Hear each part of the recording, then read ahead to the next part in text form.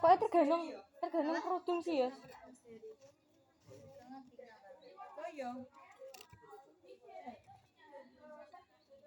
Assalamualaikum warahmatullahi wabarakatuh. Alhamdulillah yang terhormat kepada Benudin Ida selaku pengasuh Istana Duta Pesantren Sultan Marzuki Bida. Yang saya hormati kepada jajaran guruan dan semua warga Bida. Yang saya hormati kepada segala pengurus Istana Duta Pesantren Sultan Marzuki Bida. Dan tak lupa kedua orang tua saya yang di rumah dan juga teman saya berbahagia. Saya Selamat Fiat di kelas 9 MTS Sultan Marzuki Bida. Kali ini saya akan mempresentasikan tema studi yaitu mata pelajaran PPKN tentang sistem hukum dan peradilan di Indonesia. Yang pertama, ada sejarah terbentuknya sistem hukum di Indonesia. Pada masa kerajaan Nusantara, hukum adat itu menjadi dasar utama dan masa penjajahan Belanda, hukum kolonial yang tertulis dalam kitab Undang-Undang Hukum Pidana KUHP. Lalu, setelah mereka itu merdeka tahun 1945, maka Indonesia mulai menyusun sistem hukum sendiri yang berlandaskan Pancasila dan Undang-Undang Dasar 1945 sebagai dasar negara. Lalu yang kedua yaitu ada pengertian hukum dan fungsinya.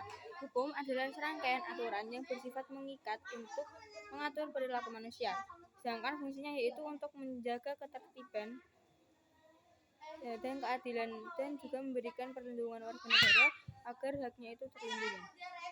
Yang ketiga yaitu ada jenis-jenis hukum di Indonesia. Yang pertama ada hukum publik yaitu yang mengatur hubungan antar negara dan warga negara seperti hukum tata negara dan pidana.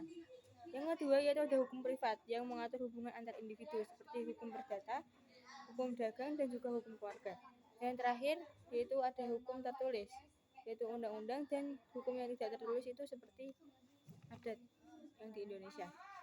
Yang keempat yaitu ada sumber-sumber hukum di Indonesia yaitu tempat atau dasar dari mana aturan hukum itu berasal.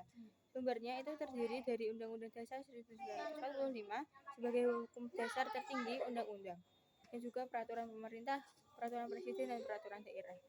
Yang kelima yaitu ada sistem peradilan. Sistem peradilan berfungsi menegakkan hukum dan memberi keadilan kepada seluruh masyarakat. Terdiri dari beberapa lingkungan peradilan seperti umum, agama, tata usaha negara dan juga militer. Umum ini untuk menangani pidana dan juga perdata. Sedangkan agama itu hukum keluarga. Yang keenam yaitu ada proses penegakan hukum. Penegakan hukum itu adalah usaha agar aturan yang dibuat itu berhak untuk dipatuhi. Prosesnya melibatkan beberapa lembaga seperti polisi, jaksa, hukum dan juga pengacara. Ada juga pentingnya keadilan dan kepastian hukum. Keadilan berarti setiap orang itu mendapatkan perlakuan yang sama. Lalu ada juga tantangan penegakan hukum, yaitu seperti tingginya kasus korupsi dan ketidakjujuran. Dan yang terakhir yaitu ada peran warga negara untuk menegakkan hukum di Indonesia, seperti menaati peraturan, jujur dan tidak melakukan tindakan yang melanggar hukum. Oke, saya kira cukup. Mohon salah kata. Wassalamualaikum warahmatullahi wabarakatuh.